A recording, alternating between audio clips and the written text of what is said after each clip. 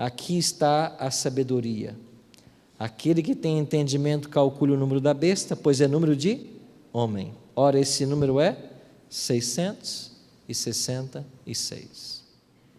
A ideia ou a interpretação mais popular no Brasil para os 666 teve sua origem principalmente com Uriah Smith. E no livro que ele escreveu sobre as profecias do Apocalipse, na página 214, Uriah Smith escreveu: a expressão mais plausível que, a nosso ver, sugere o número da besta é um dos títulos aplicados ao Papa de Roma. É o seguinte: Vicarius Filii Dei, substituto do Filho de Deus. Então, no próprio livro de Smith, aparece o que nós chamamos de gematria. O que é uma gematria? É quando você confere valor numérico a letras de um alfabeto. E através dessa gematria, Uriah Smith chegou aos 666. Ele influenciou um outro jovem teólogo da Igreja Adventista, chamado J.N. Andrews.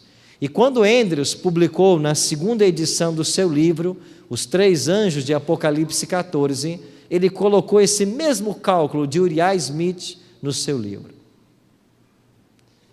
Por que é que esta interpretação deve ser rejeitada? E ela tornou-se popular aqui no Brasil, principalmente pelas mãos de Araceli Mello, Mervyn Maxwell, Henry Feyerabend, esse autor do Seminário As Revelações do Apocalipse, Daniel Belvedere e outros mais. Então, a igreja brasileira explica até hoje Vicarius Filii Dei para Apocalipse 13, 18. Agora eu vou explicar para você por que é que essa interpretação tem que ser rejeitada. Primeiro, falta de apoio histórico. Por que é que surgiu essa história entre nossos teólogos lá nos primórdios? Porque houve um homem chamado C.T. Everson, que era fotógrafo, e ele foi visitar Roma, e visitando os museus de Roma, ele fotografou as tiaras que os papas usaram ao longo das eras.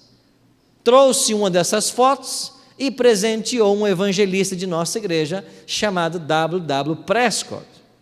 E Prescott começou a usar em seus evangelismos a foto desse homem das tiaras papais.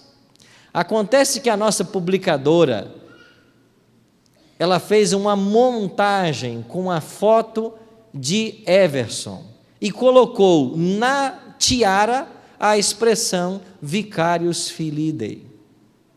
E esta expressão encontra sua origem num documento chamado Doação de Constantino. Então veja, um evangelista começou a dizer que na tiara do Papa estava o Vicarius Filii Dei, quando nunca lá esteve. Segundo, a própria Igreja Romana, 7 séculos depois, reconheceu que esse documento, a Doação de Constantino, ele é falso. Ele foi forjado pelos papas para tentar dizer que a autoridade do império agora repousava no Papa. Mas a igreja disse que o documento é falso. Então nós estávamos tirando um título de um documento falso e usando uma foto com Photoshop. A Igreja Mundial disse para Prescott: não faça mais isso, não use esse argumento, não apresente mais essa foto. Mas quando a advertência chegou, já havia se espalhado a teoria, e ela chegou aqui em terras tupiniquins, através desses autores que eu acabei de mencionar. Então não há apoio histórico para essa interpretação, mas eu vou dar para vocês 5 motivos para você não usar. Segundo motivo, violência à língua original. Se o Apocalipse foi escrito em grego, por que é que eu vou usar o latim para interpretar o seu texto? Tem lógica isso? É como você querer agora pegar a língua portuguesa e fazer exegese em cima da língua portuguesa. Como, por exemplo, lá em Lucas: em verdade te digo, hoje estarás comigo no paraíso, e você ficar aí usando a língua portuguesa, a pontuação, aonde aparece a vírgula, para defender o que Jesus disse a partir do português. Isso é um atentado à língua. Você tem que fazer isso a partir do grego, língua que Jesus falou a expressão. Então, por que é que eu vou pegar o latim para interpretar o grego? Terceiro ponto: a aplicação indevida da gematria. Por quê? Porque a contagem de valores numéricos presentes nas letras não era uma prática costumeira dos latinos. Mas mesmo entre aqueles que praticavam, mesmo entre os romanos, sempre se partia do nome para um número e nunca de um número para um nome. Era o inverso que eles faziam. Quarto ponto: o equívoco do título.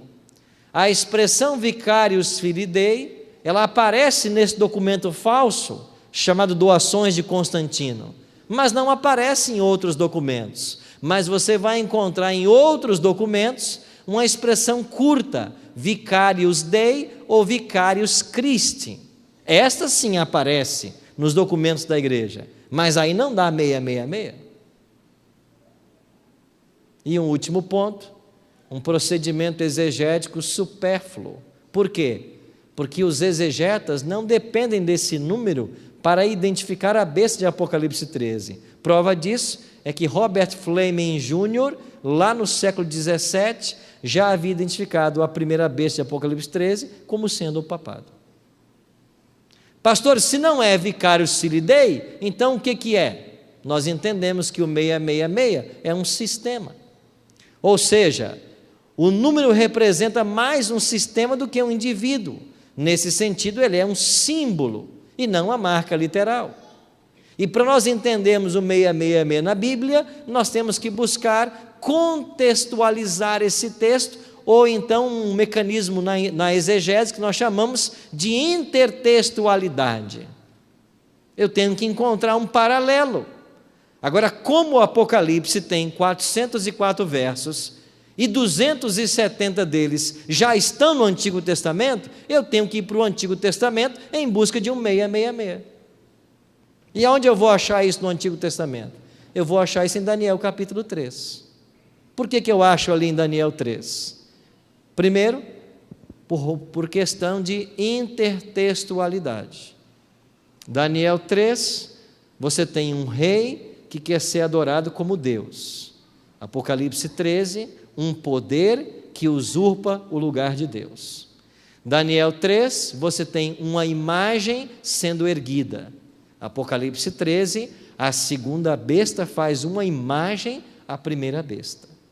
Em Daniel 3, essa imagem tem que ser adorada. A questão é a adoração. O mesmo caso de Apocalipse 13. Em Daniel 3, quem não adorar a imagem vai morrer. Em Apocalipse 13, 15, quem não adorar a imagem vai morrer. Em Daniel 3, você tem um remanescente: Ananias, Misael e Azarias. Em Apocalipse 13, você tem um remanescente: aqueles que guardam os mandamentos de Deus e têm o testemunho de Jesus. Em Daniel 3, você tem uma estátua de 60 côvados de altura e 6 côvados de largura. Aí está os 60 e aí está os 6. E cadê os 600? Para os babilônicos, o número 600 representava todas as divindades que eles possuíam. Agora você tem um 666. Então, background de Apocalipse 13 é Daniel 3. E assim como lá houve um remanescente, em nossos dias haverá um remanescente.